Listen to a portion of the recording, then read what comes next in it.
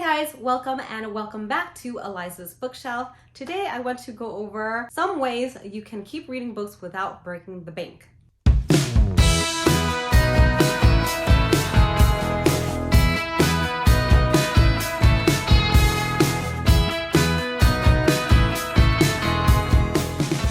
So I wanted to create this video because for the month of July, I decided to go on a book buying ban. And I go on these sometimes when I feel like my spending is out of control. And since I started BookTube, yes, my spending has been out of control because I've been discovering so many good books from you guys.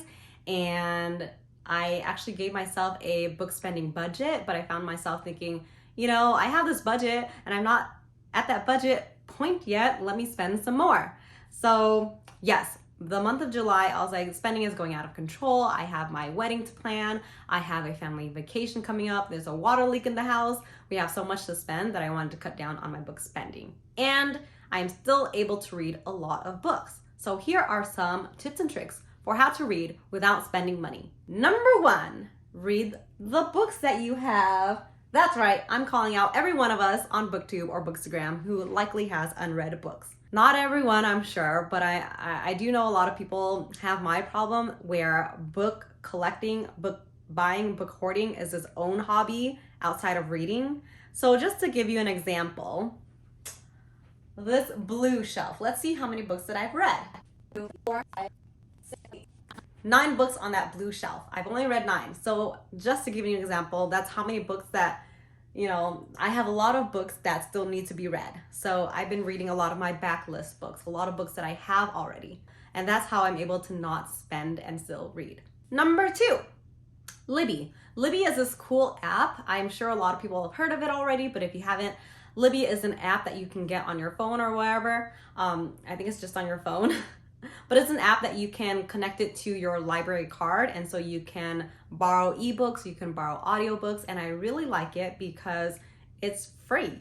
And I primarily use it for audiobooks, but if I want to read something on my Kindle, I would borrow it from Libby, and you can actually send things to your Kindle and read it there. So Libby is a great app. If you don't have it already, just give it a try. You just link it with your library card. Number 3, the actual library.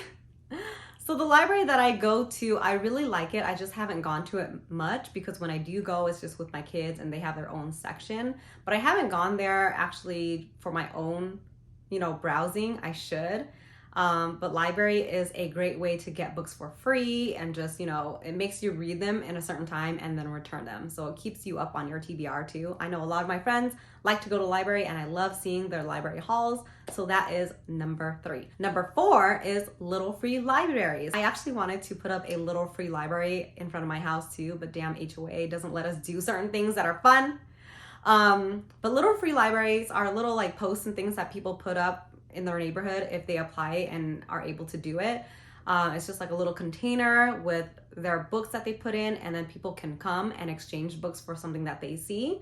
So we have a couple around our neighborhood. The closest one that we visit that's next to a park we take the kids to is primarily kids books though. But if I have a book at home that I have double of because I forget and order 2, or if I have a book that I've read and I don't necessarily like and are okay with unhauling it, I usually bring that to the little free library, and then I get books for my kids. So my kids, I want to get them into reading, and they seem to be on the right track to loving reading as much as me, but that's just the way that I get books for them for free and getting rid of some books that I don't want. Number 5.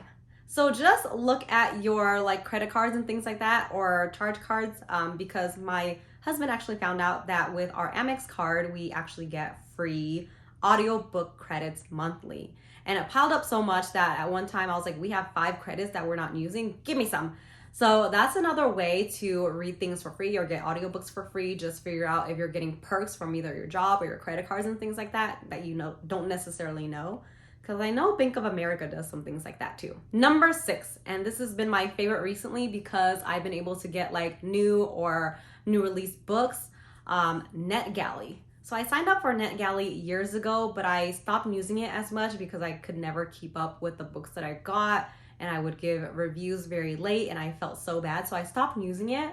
But NetGalley is a great way to get ARCs or e-ARCs, electronic advanced readers copies. So I was able to read a couple of new or upcoming romance releases on there. I am going to read the new Rachel Hawkins book that comes out next year. So that's just to give you an idea of like all the books that you can get on NetGalley. If you haven't heard of NetGalley, it's like this website where you can sign on, and in exchange for giving an honest review, you can get these advanced reader copies books. And right now you can get audiobooks too, but I've never gotten that there. I just do like the ebooks. And so they have a good range of books, and you just go on there and see which one that you would actually read and request it.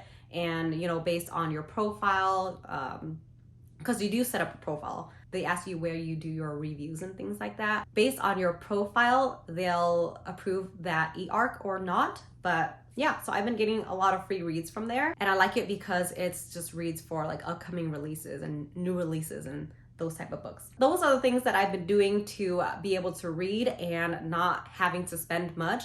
Actually, this month I haven't spent any money on books. Except for my book of the month and Bookish Box subscription. But besides that, I have not been spending any money on books, and it actually makes me really happy to save money because I can spend it on other things like new bookshelves. Number 7 is not necessarily a free thing, but you can spend less money on it. There's websites like Book Outlet, Pango Books, and things like that where you can buy books for cheaper. Pango Books, I think it is actually people relisting their books that they have at home, so you buy for super cheaper, but you know, used. And then Book Outlet is this outlet that sells, you know, extra books that they have left over, but cheaper. So sometimes they can be pretty cheap, and sometimes they have sales. And if you spend $35 or more on books, you get free shipping, which $35 is not a lot when I buy books. You know, so Book Outlet I've bought before, and it's so nice because I find a lot of good books, and I just, you know, order like 15 books at once, and when it comes in a big box of books, and I love it. It's like Christmas time. So yeah, Book Outlet is nice if you want to save on money, but you're still spending money. When I told my husband that I was going to do this video, he actually started laughing and started coming up with some ideas for me, but he was joking around. So these are things that you do not do, okay? Sit at Target reading a book until you're done with it. Number 2, order a book and read it and return it. So those are some things that he was joking around, but don't do that, okay? I think it's frowned upon. That is some ways that I've been able to get through my book buying ban. And honestly, I have probably 100 books at home that I still need reading, so I'll get to working on that. All right, well, I hope you guys enjoyed this video. Thank you for sticking around. I'll see you guys next time. Bye.